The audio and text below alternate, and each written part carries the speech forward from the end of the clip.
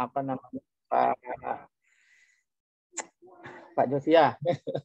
Selamat sore Pak Budi, terima kasih. Ini ya, agak terlambat ngirim apa namanya CV-nya Pak.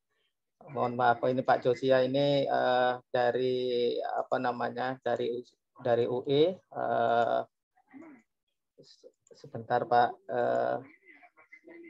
dari UI. Terus kemudian hari ini akan mempresentasikan makalah tentang apa namanya topik perkuatan jembatan steel Bogirden dengan external pre-stress, dan beliau S1 dan S2 dari UI ya Pak, dan S3-nya dari Jerman. Terus kemudian selain pengajar di UI, beliau juga apa namanya jadi direktur dari perusahaan Risen ya Pak ya. Oke. Ya Pak. Ini agak ketelisik ini Pak, apa namanya ini sudah saya kumpulin semuanya. Oke. Maaf ya untuk mempersingkat waktu, waktu akan kami berikan ke Bapak ini, Pak Josia. Ya, terima kasih Pak Budi. Ya. Baiklah Bapak Ibu, selamat sore. Saya akan langsung saja mempresentasikan paper saya pada kali ini, presentasinya.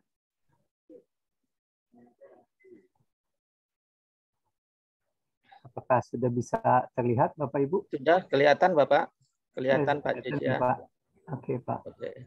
Dan suaranya jelas. Baiklah. Paparan saya kali ini mengenai perkuatan jembatan steel box girder dengan external pre-stressing. Dengan outline presentasi saya pendahuluan, kemudian akan dipaparkan mengenai evaluasi kondisi existing, kemudian mengenai monitoring kondisi existing, kemudian mengenai perkuatan struktur dengan external pre-stressing, kemudian tentang pelaksanaan penarikan kabel pre-stress, dan kemudian akan dibandingkan antara hasil analisa dan pengukuran, kemudian penutup. Jadi secara singkat ada suatu jembatan steel box girder yang memiliki DNA skew yang mengalami masalah tegangan yang berlebih dan negatif chamber.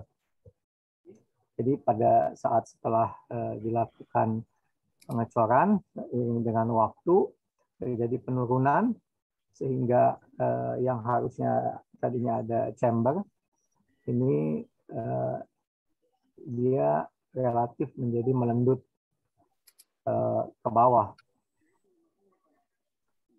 Kemudian ini adalah, kalau bisa dilihat mungkin ini potongannya, potongan melintang. Kemudian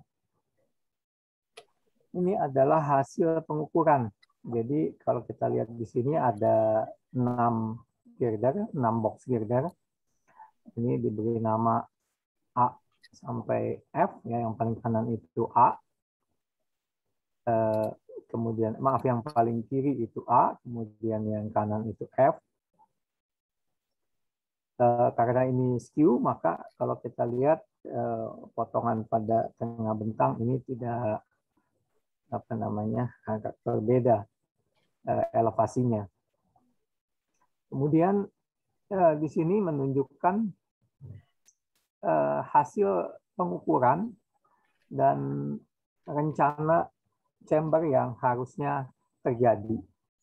Jadi kalau kita lihat di sini dari 6 girder ini, kalau kita lihat yang tabel sebelah kiri, ini antara desain, ya, jadi yang paling kanan itu, kolom paling kanan ini adalah chamber rencananya.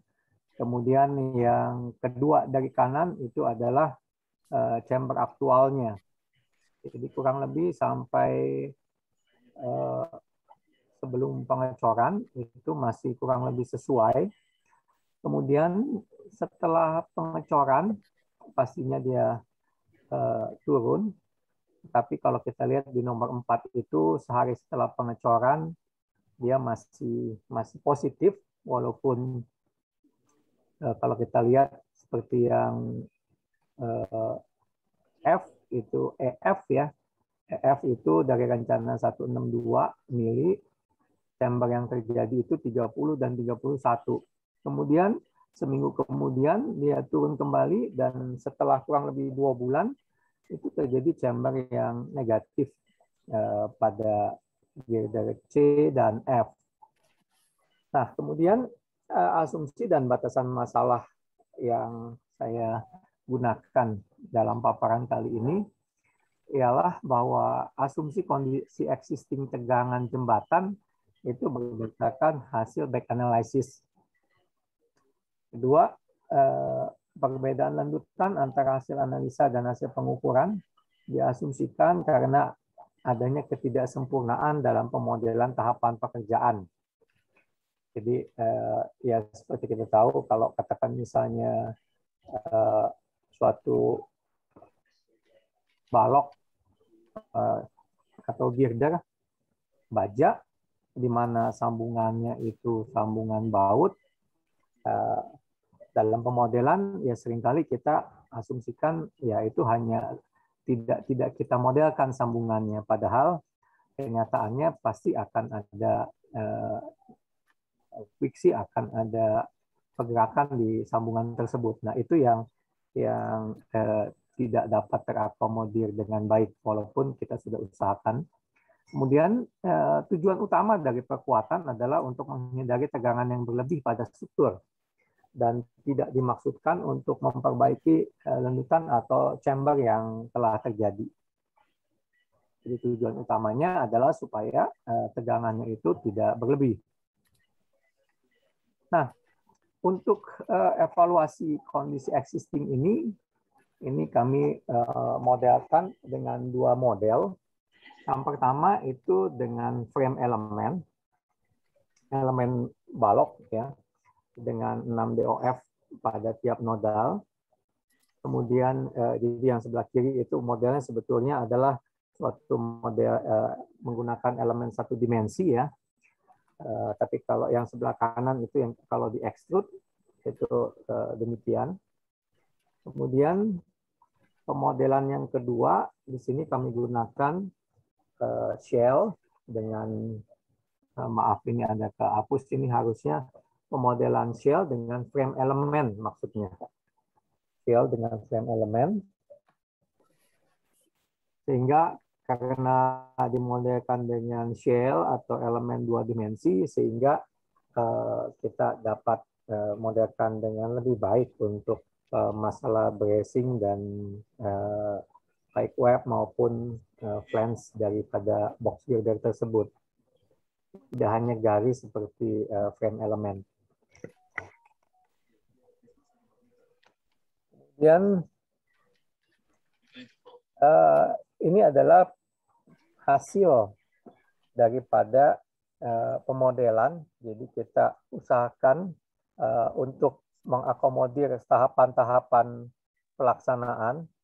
Tapi walaupun demikian, kalau kita lihat masih ada yang tidak dapat tercover dengan baik. Ya, jadi kalau berdasarkan pemodelan itu chambernya harusnya masih positif ya, minimal itu 7,9 mili, tapi pada kenyataannya itu minus 18. Nah, ini yang tadi saya katakan bahwa perbedaan ini akibat dari ketidaksempurnaan pemodelan terhadap kondisi existing antara lain ya, seperti sambungan baut dan lain sebagainya. Nah, kemudian berdasarkan pemodelan tersebut, itu diketahui bahwa stresnya ini telah berlebih. Jadi kondisi setelah pengecoran pelat itu sudah sangat mepet sekali. Ya, jadi kalau kita lihat hasilnya itu setelah pengecoran pelat, tegangan yang terjadi itu 290,86 MPa ya, di mana yield-nya itu 355 dan pada kondisi service itu malah telah terjadi leleh, sehingga perlu dilakukan perkuatan agar tegangannya ini tidak berlebih. Ya, seperti kita lihat di sini pada top of steel dari girdernya itu terjadi tegangan yang berlebih, dan lendutan yang terjadi pun secara teoritis akibat beban hidup itu 102,01 mili, lebih besar dari lendutan izin sebesar 87,5 mili. Nah, kemudian untuk memastikan kondisi existing dari jembatan, jadi ya sangat sulit sekali memang untuk memperkirakan tegangan-tegangan yang ada pada jembatan ini, dan kita ingin memastikan bagaimana kondisi jembatan ini sesungguhnya. Maka kami melakukan pengamatan secara real time online 7x24 jam, di mana kami memasang sensor-sensor seperti laser distance meter untuk mengukur lendutan, kemudian tilt meter mengukur putaran sudut, dan vibrating wire strain gauge untuk mengukur regangan yang terjadi.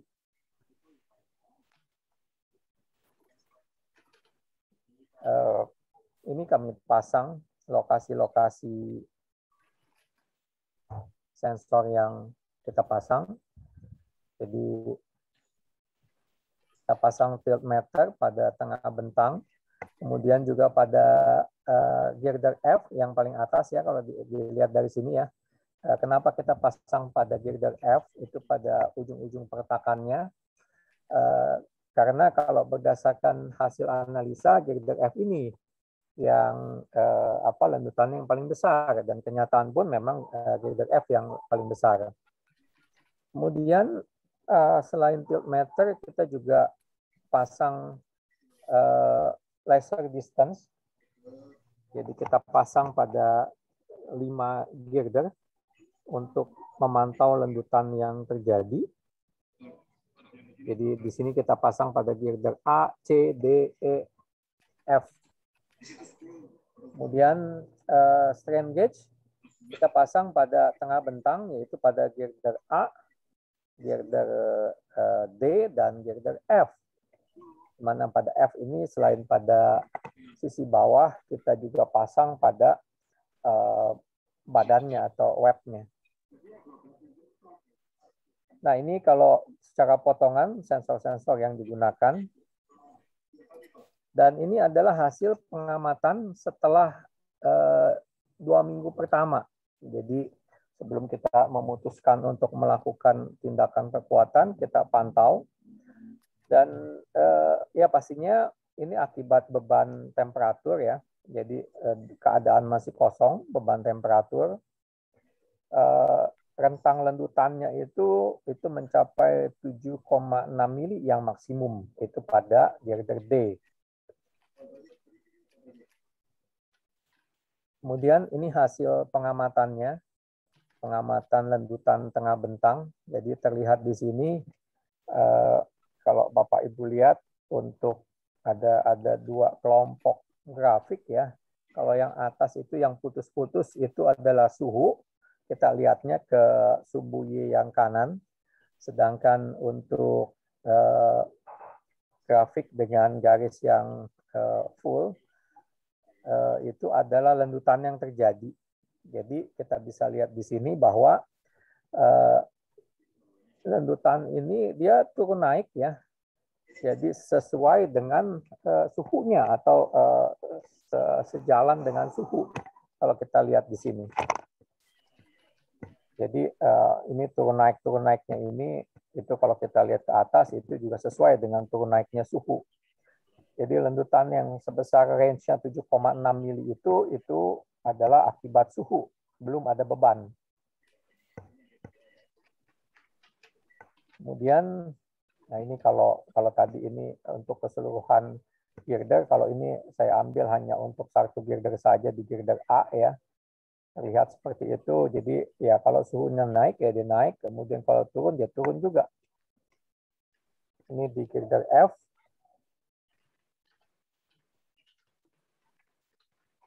Kemudian untuk regang, ini putaran sudutnya. Nah, kalau kita lihat putaran sudut, sepertinya ada penambahan ya. Kalau kita lihat di kanan itu di girder A ini ya ada yang biru itu sepertinya ada penambahan. Kemudian ini yang untuk arah melintang girder sumbu A, ini sumbu B. Terlihat juga ada kecenderungan untuk bertambah putaran sudutnya, walaupun tadi kalau kita lihat lendutannya itu relatif stabil. Kemudian ini regangannya, jadi regangan yang terjadi kalau kita lihat range-nya itu antara siang dan malam itu bisa sekitar 60 microstrain.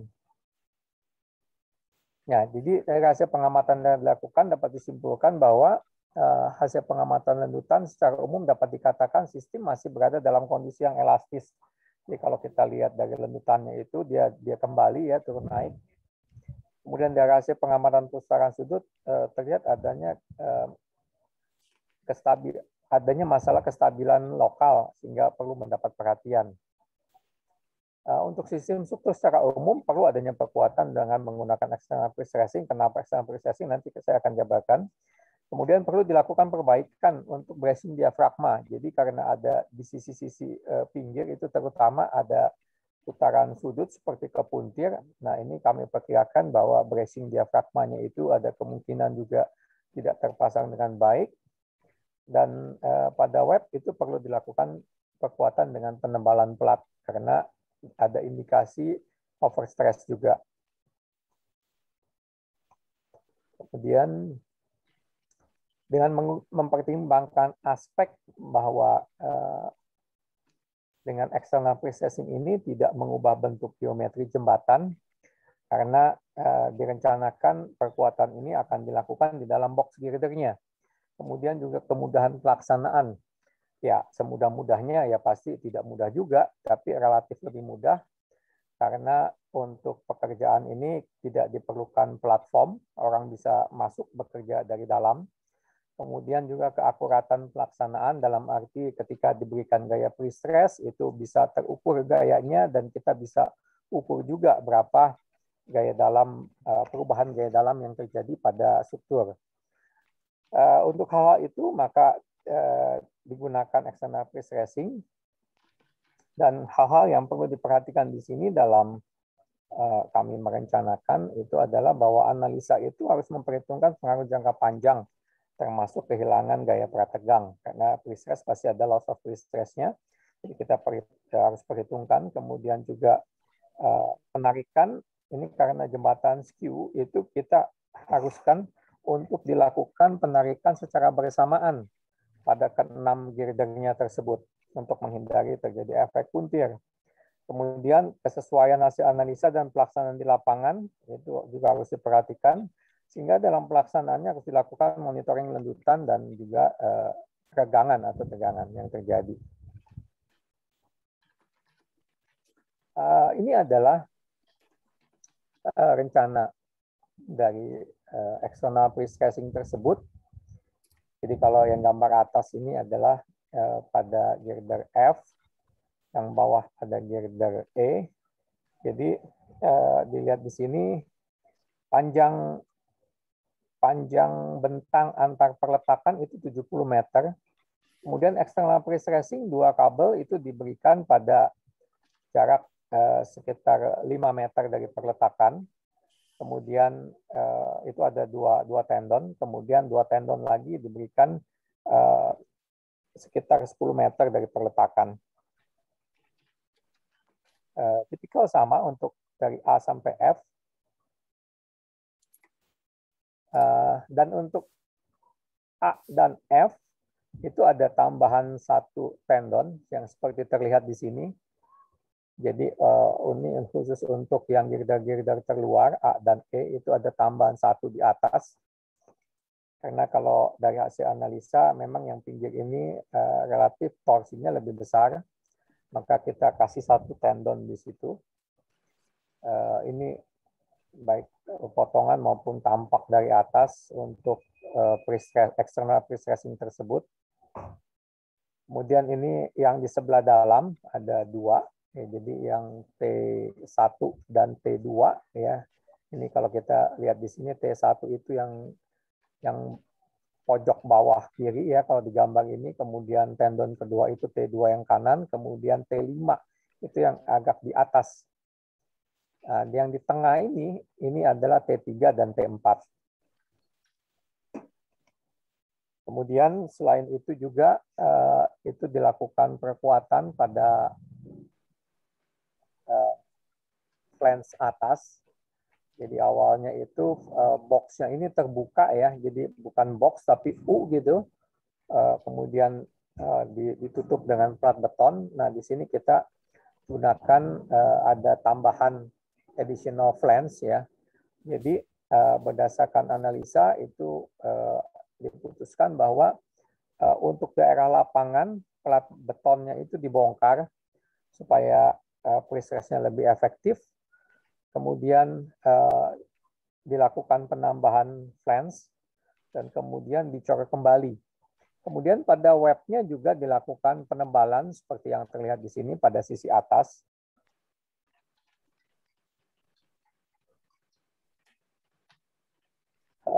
Untuk pekerjaan external pre-stressing-nya ini dilakukan oleh Freshimate.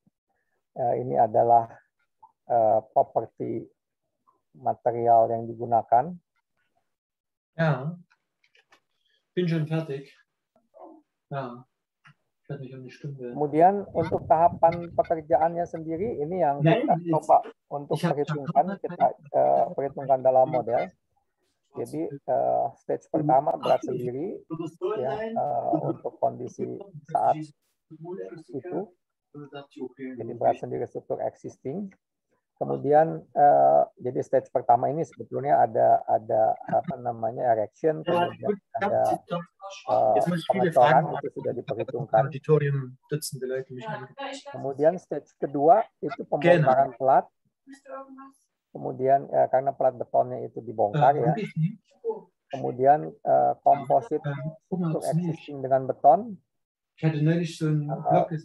Pembongkaran pemasangan plat baja tambahan, kemudian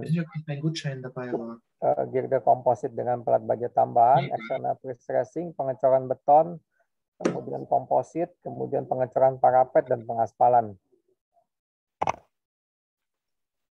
Jadi dicoba untuk memodelkan.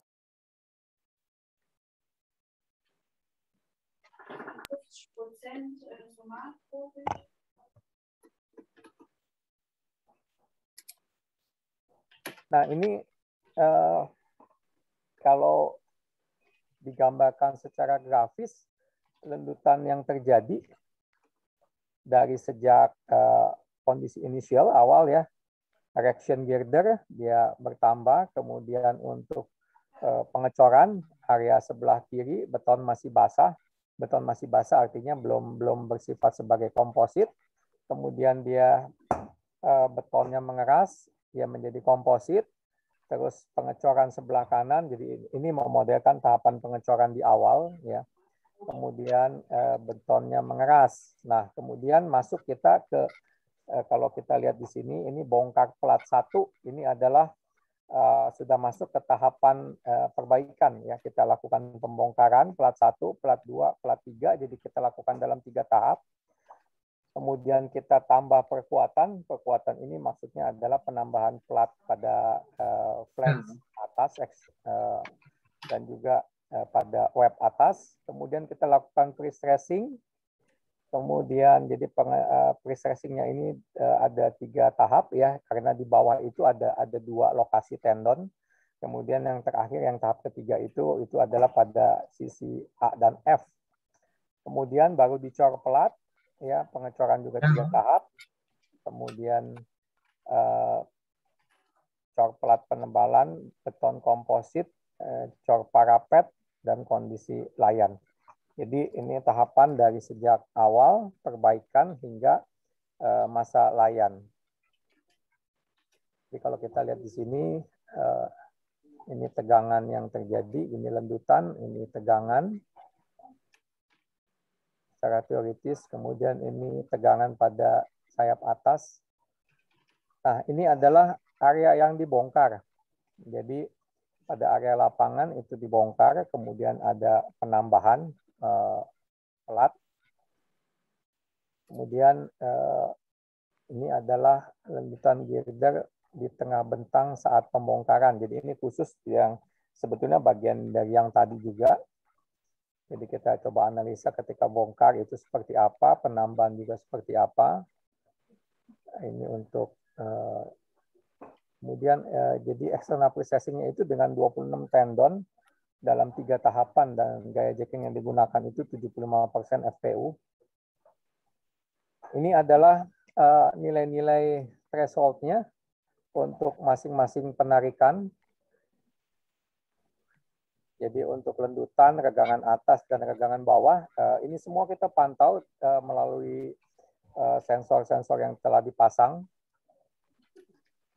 Ini tahapan pembongkarannya. Nah, mungkin kalau bisa dilihat, ini yang paling atas itu proses pembongkaran parapet dan pelat.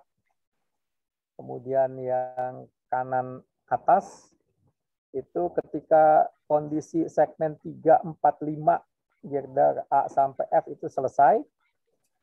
Kemudian setelah selesai itu dilakukan penambahan. Jadi kalau Bapak Ibu lihat yang sebelah kanan itu kelihatan seperti rangka batang bracing ya. Kemudian yang bawah, kiri bawah itu sudah ketutup karena itu ditutup pelat. Ya, jadi yang tadinya ini sebenarnya bukannya box tapi merupakan profil U karena atapnya terbuka atasnya. Nah, kemudian kita tutup atasnya itu bisa kita lihat itu yang kiri bawah. Ya, setelah itu kemudian ya pastinya ketika setelah dibongkar yang kanan atas itu ada tahapan untuk memasukkan kabel pembuatan bracket dan lain sebagainya. Kemudian setelah dilakukan penambahan flange, kita lakukan penarikan yang kanan bawah. Ini sequence penarikannya. Jadi pertama tendon 1. Jadi kalau dilihat di sini ini yang sebelah kiri ya. Oh ya, sebelumnya ini kita gunakan ada 12 jack. Jadi pada tiap girder itu kita pasang 1 jack pada ujung kiri dan ujung kanan ya. Jadi ada 12 karena 6 girder jadi 12 dan penarikan itu dilakukan pada saat bersamaan. Jadi dari A sampai F itu ketika katakanlah misalnya tendon 1 ditarik, itu seluruh tendon 1 dari A sampai F itu ditarik. Ya, jadi tendon 1, kemudian tendon 2, kemudian tendon 3, ya tendon 1 itu ya tendon 1, kemudian 2, 3, 4 dan baru kelima yang di atas. Penarikannya seperti itu. Ini kalau kita lihat ini yang tendon yang paling dekat dengan perletakan. Ini di sisi luar ya karena ada 1 di atas. Jadi terlihat di sini kalau Bapak Ibu lihat ini yang dekat perletakan, kemudian yang agak jauh ini jaraknya sekitar 5 meter dari yang bracket pertama. Ini naikkan, kemudian geser ke yang tengah, jacknya pindah. Ini jack yang di tengah, tendon yang tengah ya, yang angkurnya itu. Ini juga yang tengah setelah penarikan. Kemudian ini, jadi kalau tadi yang di pinggir ada atasnya itu, ada di samping itu adalah A dan F. Sedangkan ini adalah di ujung, tapi untuk girder B, C, D, E. Hanya ada 2 dia. Nah, ini adalah pengamatan yang kita lakukan. Jadi terlihat di sini, ini lendutan ya. Jadi kalau Bapak Ibu lihat itu dia ada berfluktuasi naik turun itu adalah akibat suhu. Jadi ketika yang digambar pertama yang ada fotonya itu adalah ketika pembongkaran. Jadi dibongkar tapi ini belum baru dibongkar tapi masih ada puing-puingnya belum diangkat tapi terlihat dia sudah naik karena bebannya berkurang. Kemudian proses pengangkatan beban ya.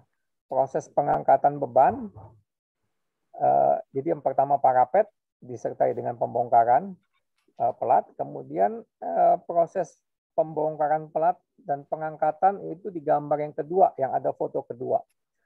Nah, terlihat bahwa ketika dia naik, ya, kenapa naik? Karena bebannya diangkat. Nah, kita bisa lihat bahwa fluktuasi harian naik turunnya itu dia bertambah besar, ya. Kalau di awal itu akibat suhu tadi dikatakan hanya sekian mili saja, ya, sekitar 7 mili maksimal. Tapi kalau kita lihat di sini akibat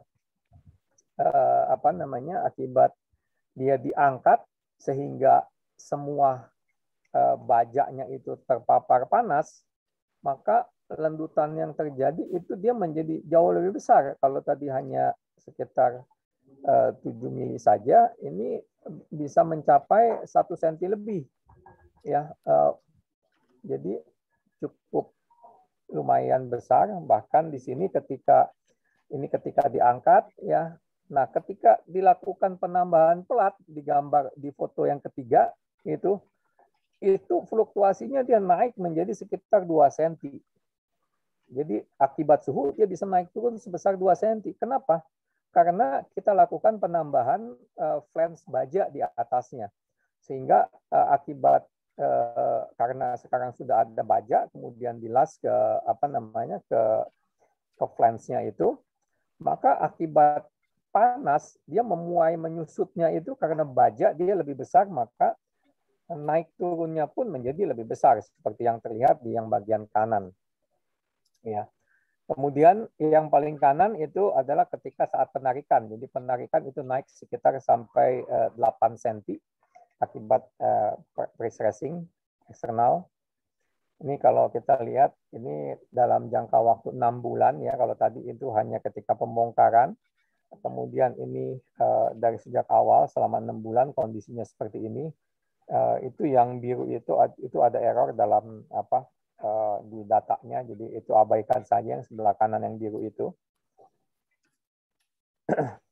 Yang atas itu adalah suhu, yang grafik yang blok bagian bawah itu lendutan. Nah, ini kalau saya hilangkan suhunya, kemudian ini kalau saya zoom, jadi kondisi ketika dia naik yang pertama itu ketika diangkat, kemudian kalau Bapak Ibu lihat di sini, ini ada yang agak naik ini ketika kami trial untuk penarikan. Kemudian yang kanan itu adalah ketika penarikan. Ini kalau untuk tiap-tiap girdernya tipikal kondisinya. Kemudian ini regangannya, regangan sisi bawah yang saya tampilkan ini. Kemudian ini lendutan pada sisi F. Jadi akibat stressingnya kita pantau akibat tahap 1 itu stressing pertama, kemudian yang luar, kemudian tahap 2 ini stressing kedua itu yang tengah, dan stressing ketiga itu yang sisi atas. Jadi di sini kita lihat lendutan yang terjadi.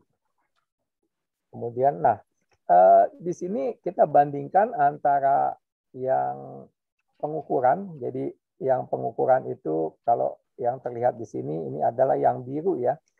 Yang biru itu pengukuran, kemudian kalau yang merah itu adalah suhunya. Sedangkan yang titik-titik itu adalah hasil teoritis. Jadi hasil pemodelan, kemudian kita simulasikan penarikan itu dan memberikan hasil yang putus-putus itu. Jadi ya seperti katakan di girder A, ya dia nilai maksimumnya itu kurang lebih tercapai, ya. Tapi kemudian kalau Bapak Ibu lihat itu turun naik itu akibat suhu dia.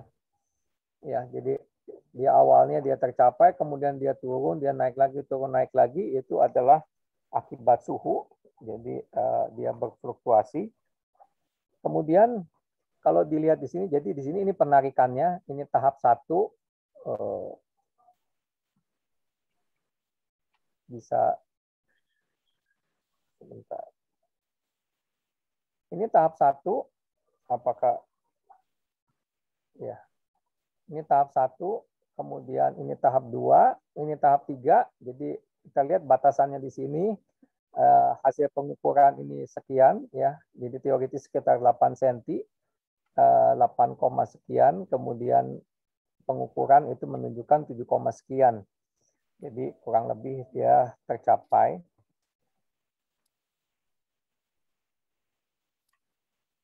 Kemudian ini lanjutan di girder E dan girder F, jadi sama ya.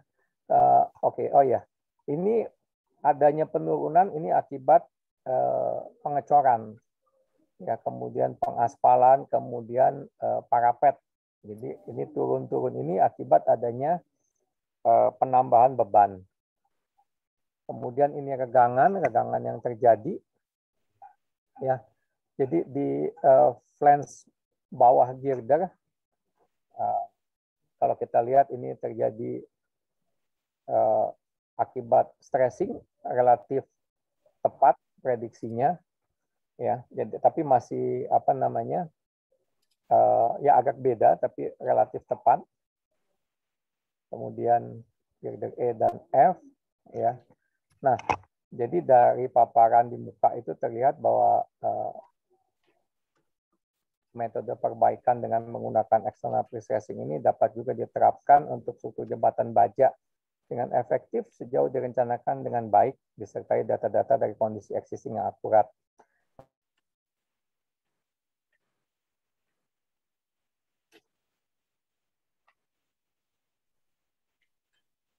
Sudah selesai, Pak Josia?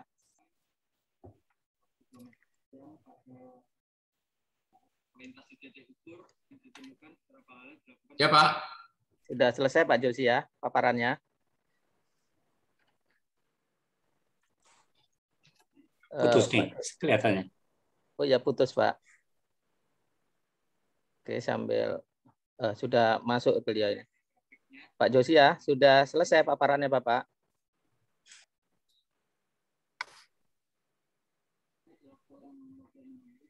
Internet nih, Pak.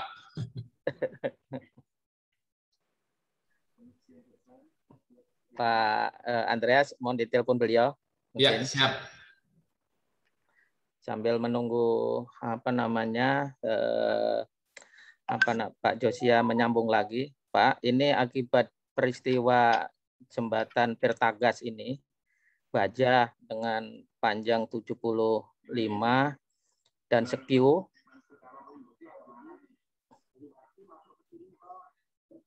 dan apa namanya peristiwa yang baja yang berbentuk curve itu, Pak, berbentuk curve ini, maka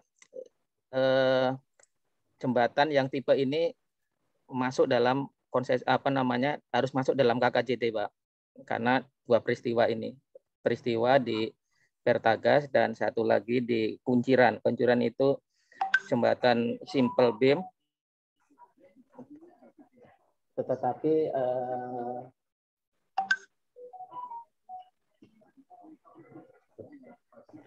tetapi arah melengkung ini.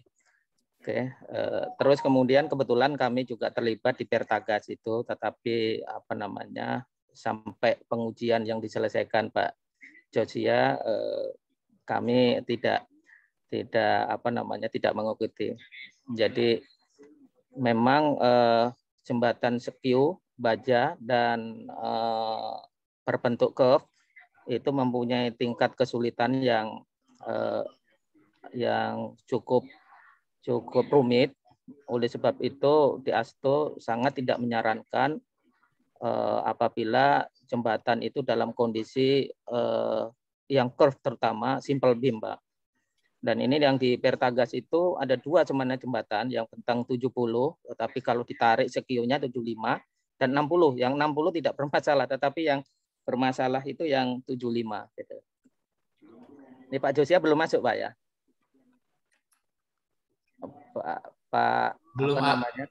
Tadi sudah ada tapi kayaknya nggak bisa masuk nih. Ini lagi saya hubungin, Pak.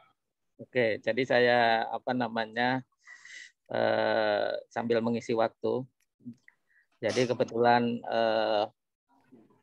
karena peristiwa ini kami dalam posisi sama-sama di pihak kontraktor ini, Pak. di Pak Josia di pajak waskita, kami di pihak pabrikan. Jadi, tapi tujuannya sama Pak, ini untuk menyelesaikan proyek ini. Gitu. Jadi pada pembahasan itu cukup pelik. Memang perencana tidak menyadarin bahwa apa namanya? Maaf terputus Pak. Ya Pak Josia sambil tadi terputus, saya sambil mengisi bahwa saya dengan Pak Josia itu juga saya sedikit terlibat ya Pak Josia ya. Iya, ini Pak, kan betul. bukan Berkagas ya. Oh, maaf, kepalanya terbalik Pak. Iya Pak, sorry. Anti gravitasi Pak Josia. Oke. Sorry Pak. Nah, sekarang Pak Josia sudah hadir. Sekarang langsung menjawab pertanyaan ya Pak ya. Kemudian paparan nanti kan sudah terakhir ya Iya, Pak, Pak. ya, penutup ya. Jadi kami langsung ke Betul, Pak. ke pertanyaan ya Pak Josia. Ini pertanyaan dari Iya, Pak. Gunata Chandra Gunawan Lim. Ini Pak Josia juga bisa melihat dari QN pertanyaan. Iya. Pada pemodelan, ya, bisa saya lihat, Pak. Pada pemodelan dan elevasinya apa mengikuti elevasi aktual? Silakan jawab Pak. Iya betul Pak. Jadi saya langsung jawab aja ya Pak, atau ya, saya langsung jawab aja Pak. Pak. Langsung dijawab ya. ya. Iya. Jadi memang elevasinya ini kita coba untuk mengikuti elevasi aktual sebelum lendutan ya Pak ya. Jadi sebelum terjadi lendutan, karena memang di sini perletakannya pun itu dia tidak selevel, kemudian juga ada chamber yang direncanakan.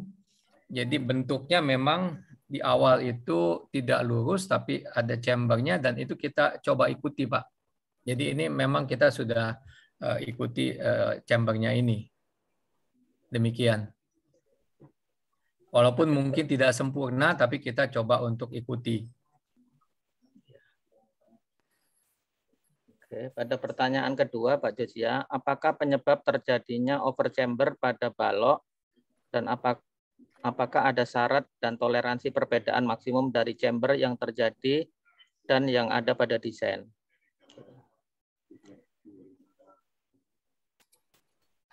Iya.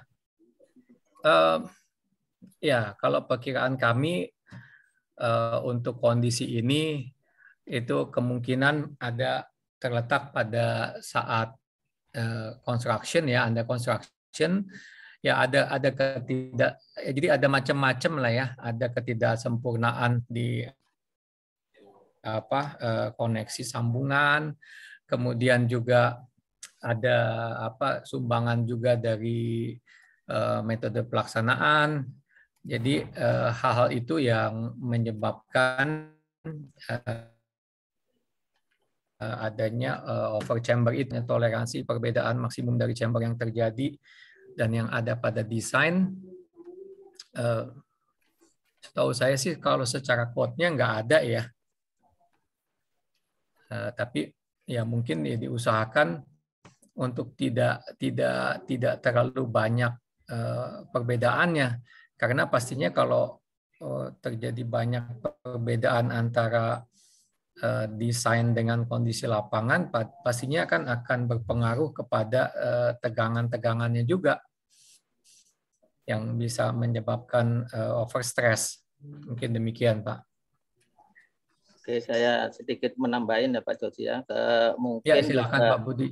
Ya, kemungkinan andil desain juga ada kurang mengantisipasi terhadap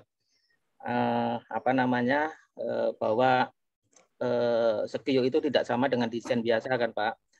Jadi urutan-urutan dari chamber itu mungkin kalau kemarin itu agak disamakan ya Pak. Terus kemudian padahal chambernya itu nggak sama.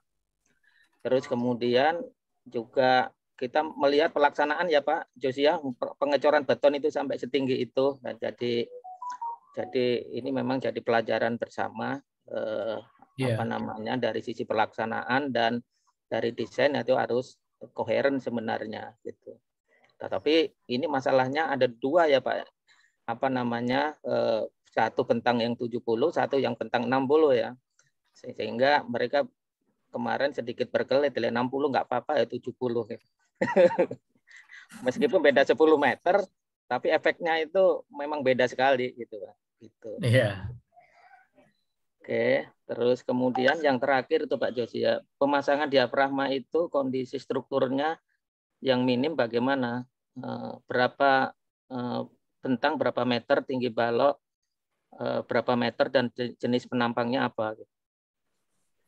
Iya, saya pikir kalau untuk pemasangan diafragma itu kan untuk menyatukan antara girder ini ya supaya menjadi bekerja sebagai satu kesatuan. Jadi mungkin kalau tidak ada aturan yang kondisi struktur minimumnya ya, badan bentangnya juga saya pikir tidak ada suatu aturan yang pasti, tapi secara prinsip diafragma itu digunakan untuk menyatukan antar girdernya untuk bekerja sebagai satu kesatuan, mungkin demikian. Jadi baik untuk bentang katakan yang pendek maupun panjang, ya harusnya diafragma ini harus selalu ada ya, supaya bekerja bersama-sama. Mungkin demikian. Juga saya sedikit menambahin, jadi khusus untuk curve dan skew ini memang pemasangan diafragma itu tidak bisa di-set langsung mati di pabrikan, Pak. Karena umumnya adalah terjadi justifikasi di lapangan. Jadi umumnya kalau jembatan semacam ini memang disesuaikan dengan kondisi lapangan, terutama kaitannya pelaksanaan dan suhu juga berpengaruh, dan bagaimana baiknya pengecoran itu. Umumnya memang terjadi slack kalau sudah di-set mati ada di lapangan diafragma itu. Kalau saya salah agak disangkal ya Pak. Ini memang jembatan ya, ini. Iya Pak, enggak kok betul Pak, itu hal yang umum ya. Kalau yang jembatan lurus saja biasanya sudah posisi diafragma itu pasti seperti itu. Ini pertanyaan ke bawah lagi. Masih ada lagi Pak. Pak Josia, pada proses perbaikan apakah Iya saya lihat. Dipasang temporary support pada girder, mengingat ada pembongkaran plat beton yang mengakibatkan kondisi girder baja beton komposit sampai terputus pada saat plat dibongkar. Ya, pada saat pelaksanaan waktu itu kita tidak gunakan temporary support karena tidak memungkinkan. Jadi kita memang harus benar-benar perhitungkan bagaimana pengaruhnya, dan karena ini kita tidak bisa pasang temporary support, maka lendutan itu benar-benar kita awasi. Jadi kita awasi 7x24 jam, dan juga pelaksanaan katakan misalnya hari ini telah diangkat sekian meter persegi. Nah, kemudian kita cocokkan dengan dengan hasil pengukuran, karena kita bisa lihat secara online, maka ya kita bisa input antara hasil teoritis dengan hasil pengukuran. Nah, di situ kita bandingkan. Jadi selama pembongkaran ini, karena ya tadi saya katakan tidak memungkinkan untuk disupport, kita benar-benar awasi, Pak. Jadi jawabannya tidak kita gunakan temporary support, tapi kita lakukan monitoring dan lakukan tiap hari itu pengamatan, kita bandingkan gitu. Demikian, Pak. Karena di bawahnya itu kalau nggak salah ada pipa gas ya Pak ya, ada pipa gas sehingga teman-teman nggak bisa pakai shoring gitu, makanya disebut jembatan Pertagas gitu. Oke. Ini pertanyaan terakhir. Masih banyak Pak. Masih ada. Pertanyaan iya. Dari Eka Dharma juga. External pre-stress di jacking di bagian di web atau di bagian atau girder Pak itu. Ya. Jadi seperti yang tadi saya sampaikan bahwa ada 4 tendon yang kita letakkan pada sisi bawah pada flange. Kemudian ada satu tendon itu yang khususnya untuk yang pinggir itu kita letakkan pada webnya. Nah, yang pinggir ini, yang A dan F ini kita taruh tendon di situ untuk mengcounter puntir yang terjadi. Karena kalau dari hasil pemodelan itu A dan F ini puntirnya relatif lebih besar dibanding yang lain. Demikian. Ini saya lanjutkan ya. Ini ada Bapak. dari Pak Eko Dharma juga untuk desain eksternal pre-stress rujukannya kemana?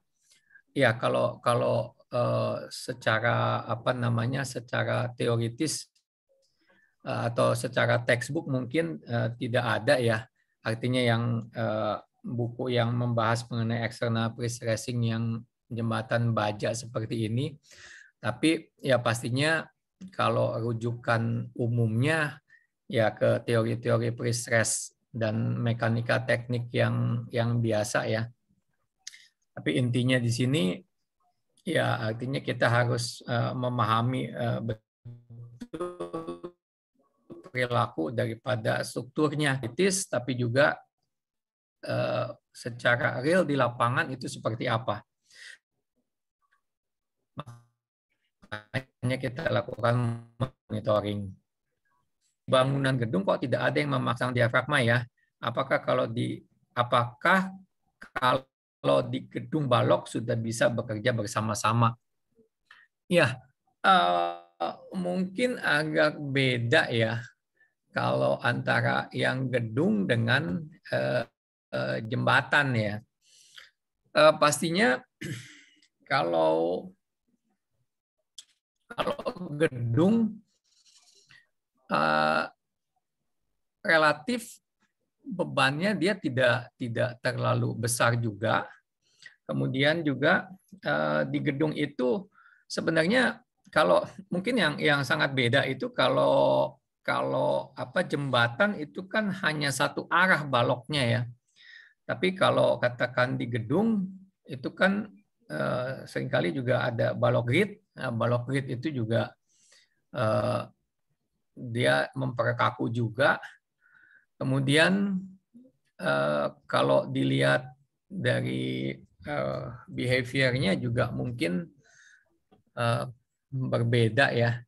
Artinya kalau untuk gedung kan ada kolomnya, kalau katakan dibanding di sini, artinya kolomnya itu juga kan dia memegang baloknya juga untuk tidak terjadi puntir gitu. Beda katakan dengan yang kondisi di sini. Jadi apakah kalau di gedung balok sudah bisa bekerja bersama-sama? Iya. Artinya bekerja sesuai dengan yang diharapkan gitu loh Pak.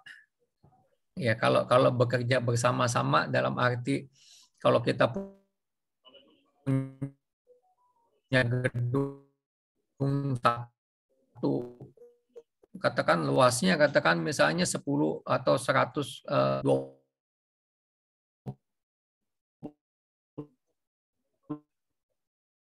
kali pasti kan ada beberapa bentang lain di secara struktur itu sudah bisa bekerja sesuai dengan yang diharapkan. Kemudian diafragma juga berfungsi sebagai pencegah local buckling. Bisa, iya betul. Tapi tergantung juga penempatan diafragmanya ya. Kalau kalau di sini digunakan bracing diafragma, kalau katakan misalnya ada bagian dari bracing diafragmanya itu yang menempel pada web, ya pastinya juga bisa mencegah local buckling. Kemudian yang terakhir, kalau di gedung kan ada yang tidak pakai balok grid, jadi balok anaknya satu arah, ya. Betul. Tadi pertanyaannya, apakah bisa bersifat sebagai satu kesatuan? Ya, saya pikir kalau kita lihat antara tinggi balok jauh berbeda ya dengan kondisi di jembatan ya. Jadi kalau katakan misalnya bentang 8 meter, 65 cm, tebal pelat katakanlah misalnya 12 cm, itu kan rasio antara tinggi pelat dengan tinggi balok mungkin sekitar 1:5. Tapi kalau di jembatan kan jauh lebih besar tinggi baloknya. Sehingga menurut saya walaupun di bangunan itu hanya ada balok yang satu arah atau one way saja, tapi kekakuan puntir daripada baloknya itu relatif lebih besar dibanding kekakuan puntir daripada balok girder jembatan jika tidak ada diafragma. Mungkin yang paling tepat seperti itu, Pak. Jadi relatif kekakuannya di balok di bangunan itu kekakuan puntirnya lebih besar dibanding dengan di jembatan. Artinya secara individunya. Iya, demikian Pak Budi. Oh, ada satu. Oh ya. Ini waktu ini di bawah, coba Pak lihat. Oh thank you. Pak Josia, ini masih ada 15 Thank you aja, Pak. menit. Thank you juga. Saya coba ingin tanya ke Pak Josia. Pak Josia, ini kan monitoring itu dijadikan SMS, Pak, di Bertagas. Iya betul, Pak. Jadi monitoringnya itu dipasang permanen jadinya. Ya. Terus kemudian untuk pre-stressnya kemarin untuk monitoring dipakai sensor apa, Bapak? Ya, untuk eksternal di kabel pre-stressnya sendiri kita tidak pasang sensor, Pak. Iya. Iya. Di kabel pre-stressnya sendiri kita tidak pasang sensor, tapi baik di flange-nya jembatan maupun di webnya jembatan itu kita ada pasang vibrating wire strain gauge sehingga kita bisa melihat tren regangan yang ada, Pak. Itu yang kita bisa korelasikan dengan gaya pre-stress-nya, Pak. Artinya kalau seperti terlihat tadi ketika diberikan gaya pre-stress itu otomatis pada regangan pada tengah bentang itu dia bertambah tinggi jauh sekali secara signifikan. Nah, asumsinya kalau ada loss of pre-stress pasti juga secara umum tren daripada regangan yang ada itu akan berubah juga, Pak.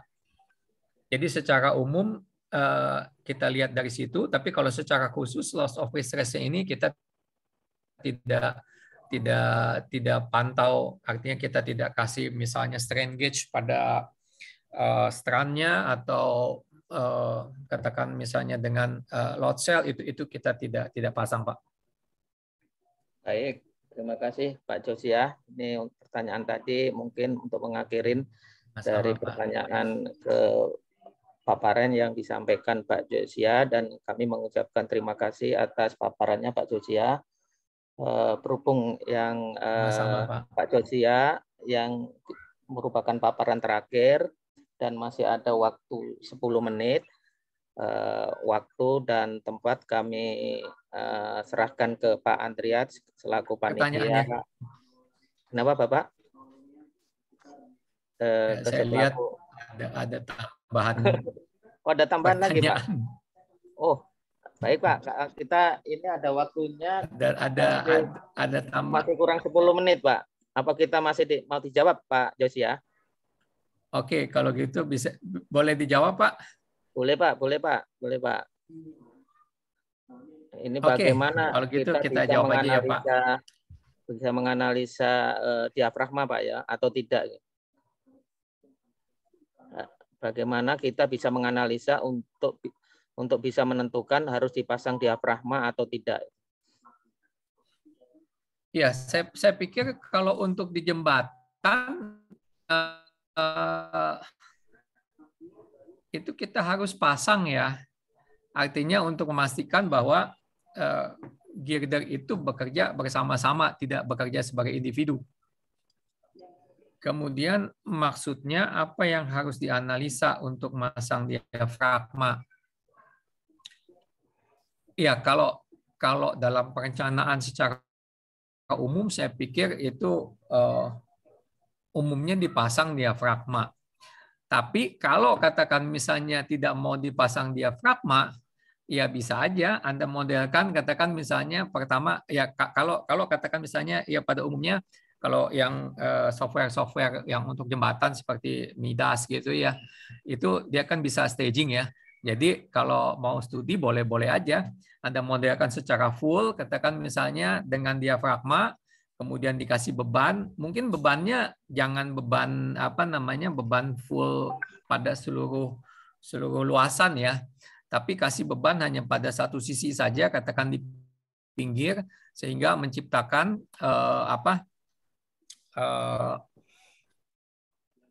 torsi yang lebih besar pada area pinggir. Kemudian Anda lepas diafragmanya, Anda lihat katakan misalnya berapa puntiran yang terjadi, atau katakan misalnya dari diafragma yang ada di situ bisa dilihat juga kan berapa tegangan atau yang terjadi pada diafragmanya. Kemudian kalau dilepas itu efeknya seperti apa. Saya pikir untuk exercise bisa dilakukan seperti itu.